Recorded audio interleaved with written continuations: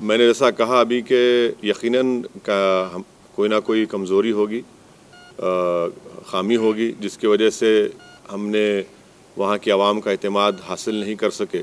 इस पर हम बैठकर बात करेंगे जनाब कमरुल्लाह साहब से और उन कमज़ोरियों को दूर करेंगे और इंशाअल्लाह ताला हम दोबारा उस सीट को उस पर कामयाबी हासिल करेंगे। सर, आप तकरीबन 15 दिन वहाँ पे कैंपेनिंग की है और 50 से भी ज़्यादा सभाएं की है, तो कैंपेनिंग के दौरान आपने क्या देखा और ये जो नतीजे आए हैं उसको कैसा आंकते हैं सर? मैं वहाँ पर 65 सभाएं मैंने की, जनाब कुशवाहा साहब के पार्टी के कैंडिडेट्स के लिए, बहुजन समाज पार्टी के कैंडिडेट्स के लिए और फिर उसके बाद हम अपने पार्टी के कैंडिडेट्स के लिए कैंपेनिंग में हिस्सा लिए।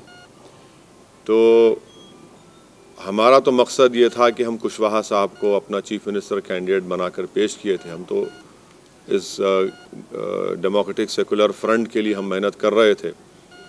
अब तक जो नतीजे आए वो हमारी क्या बोलना चाहिए, हमारी ख्वाहिश के बरक्स हैं, उसके अपोजिट हैं।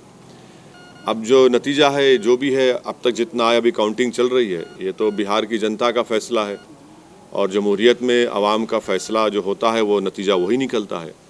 तो अब मैं कौन होता हूँ जब इतने बड़े बड़े सेफोलॉजिस्ट उनके प्रेडिक्शंस गलत निकले।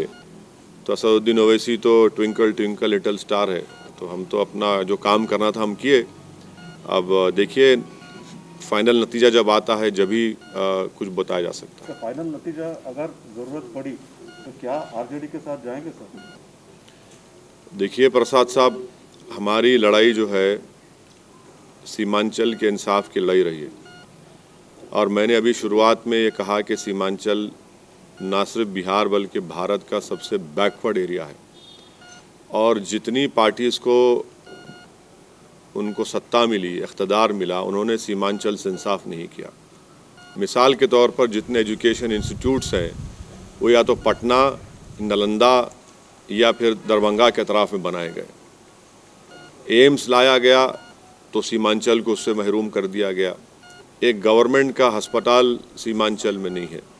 हर साल बाढ़ की वजह से हज़ारों एकड़ ज़मीन कट जाती है, फसल बर्बाद हो जाती है और फसल का उनको मुआवजा जो 3 डिसमिल ज़मीन मिलना या उसका मुआवजा मिलना वो नहीं मिलता। सबसे ज़्यादा पलायन वहाँ के नौजवान दिल्ली, हरियाणा, पंजाब जाकर वहाँ के खेतों में काम करते हैं। तो इसलिए हमारे लिए सीमांचल का डेवलपमेंट और मैंने आपको याद दिलाना चाहता हूँ कि बहैसियत मेंबर ऑफ पार्लियामेंट मैंने एक प्राइवेट मेंबर्स बिल भी पार्लियामेंट में दिया था कि आर्टिकल 371 के तहत एक रीजनल डेवलपमेंट काउंसिल बनाया जाए, जिस तरह हैदराबाद कर्नाटक रीजन में बनाया गया था, क्योंकि जब तक वो बनता नहीं उस इलाके से इंसाफ नहीं होगा। तो सीमांचल के इंसाफ की लड़ाई हमारे लिए बहुत अजीज़ है, बहुत क़रीब है और हम उस लड़ाई को जारी रखेंगे।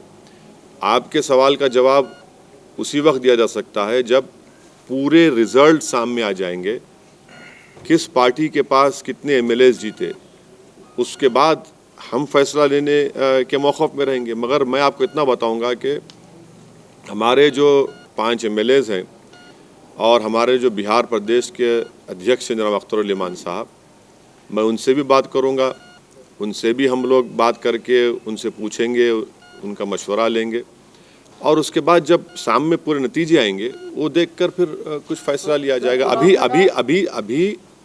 अभी इस पर मैं कैसे बताऊंगा? अब देखिए, इफ्स एंड बट्स में मत बात करिए, जब पूरा नतीजा सामने आ जाएगा। अभी भी काउंटिंग चल रही है, अभी 60-70 लाख वोट अभी काउंटिंग होना बाकी है। तो हर पार्टी के पास कितने एमएलएस हैं, कौन वो मैजिक नंबर 122 को पार करता है, वो देखना पड़ेगा।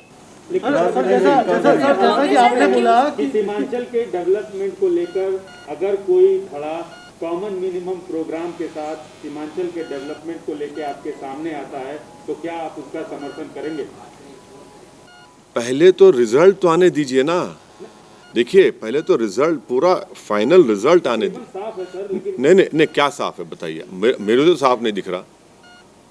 अभी तक तो कोई साफ ही नहीं है। अभी तक तो कोई ये कभी इधर कभी उधर। यकीनन क्लिफ हैंगर होगा, बट नतीजा तो आने दीजिए, फिर बात करते हैं।